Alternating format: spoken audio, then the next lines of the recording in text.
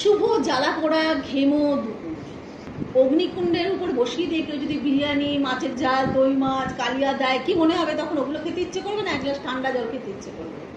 সেরকম সকলের অবস্থা আমাদের, যারা কলকাতায় বিশেষ করে ঘেমো জ্বালা পোড়া দুপুর। তো যাই হোক, এই জ্বালা পোড়া দুপুরের মধ্যেও আমার বর বলেছে আলু ভাজা ভাত খাবে। আর এটা হচ্ছে কলমি শাক, পটল ভাজা আমার আর আমার মেয়ের।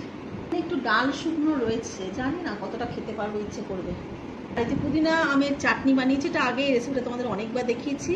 এটা খেতে খুব ভালো হয়। এর মধ্যে গামছা করে নামা যাবে আমের টক, এতটা বানিয়েছি। আর মুসুর ডাল পেঁয়াজ দিয়ে, আর রাতের জন্য বানিয়েছি ভেন্ডি মশলা।